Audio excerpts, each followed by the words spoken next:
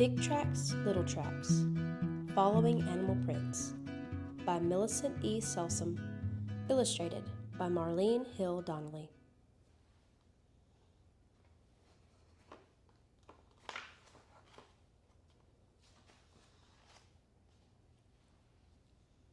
What happened? A detective says. Who was here? Where did he go?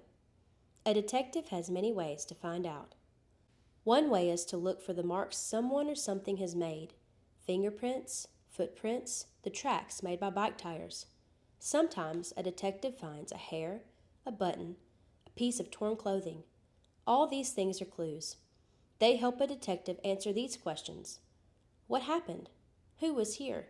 Where did he go?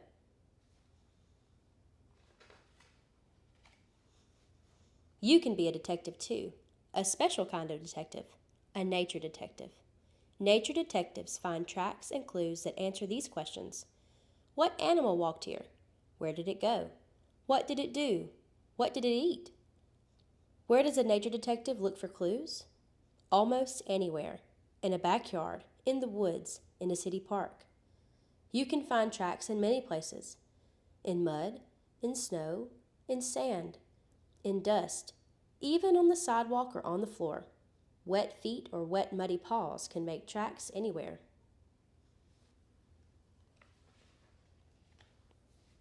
Here's a problem for a nature detective. Here's a cat. Here's a dog.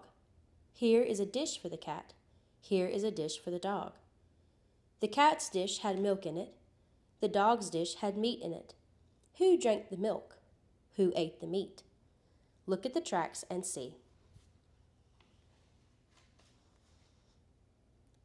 Look at the tracks that go to the cat's dish. They were made by an animal that walks on 4 feet, and you can see the claw marks in front of the toe marks.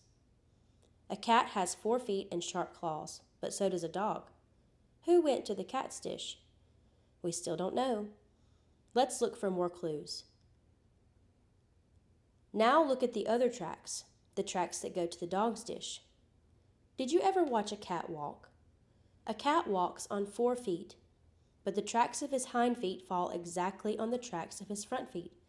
So his footprints are one behind the other in one line. They look like the footprints of an animal with only 2 feet. A cat pulls his claws in when he walks, so he does not leave claw marks.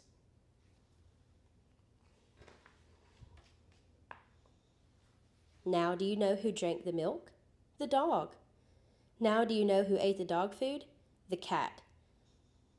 The footprints of a fox are in a single line like a cat's footprints, but they have claw marks like a dog's. What kind of footprints does a rabbit make? You can see that a rabbit has little front paws and big hind feet. The little front paws will make little paw prints. The big hind feet will make big tracks.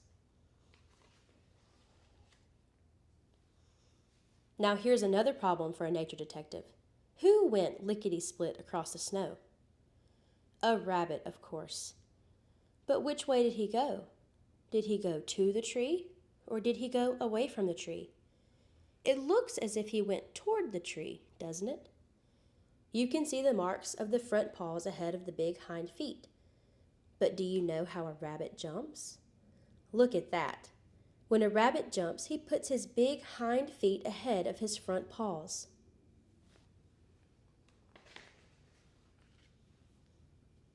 What happened here on a snowy day? You can see the rabbit tracks in the snow. You know which way they're going.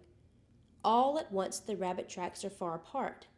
This means that the rabbit began to take big jumps. He was in a hurry. Why? Do you see those tracks coming out of the woods? Those footprints have claw marks like a dog's, but they're in a single line like the tracks of a cat. Who could have made those tracks? There's only one answer. A fox. Now you know why the rabbit was in a hurry. Did the fox catch the rabbit? Look again at the picture on page 17. Look carefully.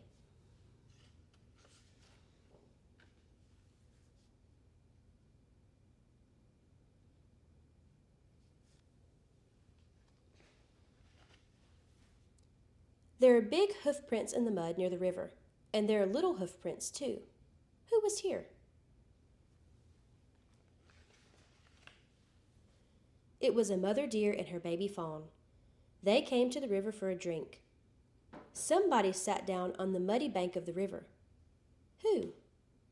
This is the mark of a round, fat belly. These back footprints were made by webbed feet. And somebody made the track that goes right into the water.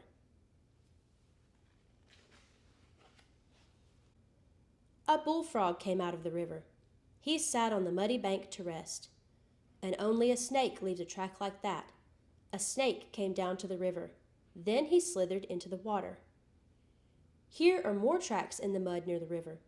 And there is a little pile of empty shells, too. They're crayfish shells. The tracks look something like the hands and feet of a baby. But look at those long claws.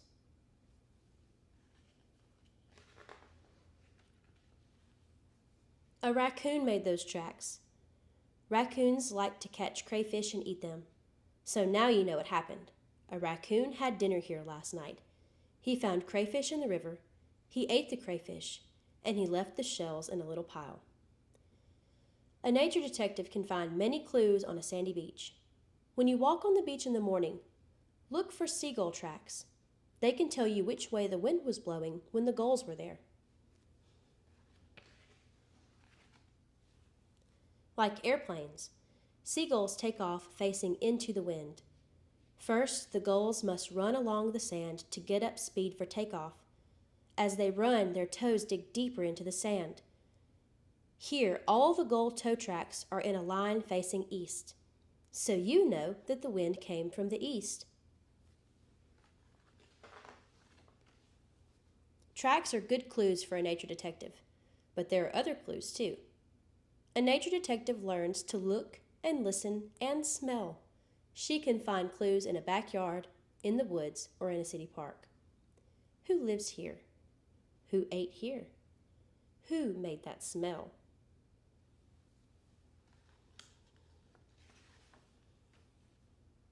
Do you know who made these tracks?